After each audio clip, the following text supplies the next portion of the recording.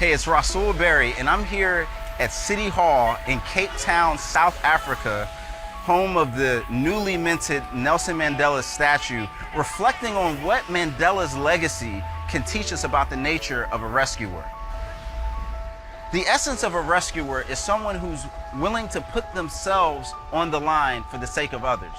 We think of firefighters or lifeguards or other first responders who put themselves at risk for the sake of other people's lives. Nelson Mandela is routinely and universally recognized as a rescuer of the nation of South Africa. When it was being torn apart by apartheid, a racist system that oppressed the majority of the people in its nation, Mandela rose up and used his skills and ability as a lawyer and an organizer to make change.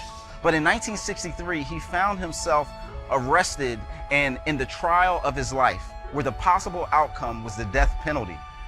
In that trial, he stood up and gave this speech. He said, "During my lifetime, I have fought against white domination and I have fought against black domination." He said, "I cherish the ideals of a democratic and free society. It is ideals that I am willing to live for and hopefully achieve, but if need be, an ideal for which I am prepared to die." Well, Mandela ended up being sentenced to life in prison, but his words remind me of what Jesus told his disciples in Matthew 20, verse 28. He said that the great among you should be the servant to all, for the Son of Man did not come to be served, but to serve and to give his life as a ransom for many.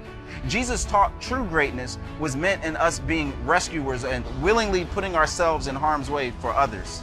But it's not a message that he just taught, but it was one that he lived out by willingly giving his life as a ransom for others. Mandela served 27 years in prison, and as the apartheid regime was coming to a close, he was freed. All of a sudden, the former prisoner was now the president, and the world watched to see what would happen. Would he exact revenge and retribution on those who had taken so much of his life? Instead, he cast a vision for a rainbow nation, a place where there could truly be equal opportunity and harmony among everyone who lived there. Because of that, we now have the modern day South Africa, a place where there is a sense of growth and restoration. We're called as followers of Christ to also be rescuers. And the challenge is, will we, like Mandela, be willing to live for these ideals? And like Christ, be willing to die for them? If so, then we will fulfill our rescue mission.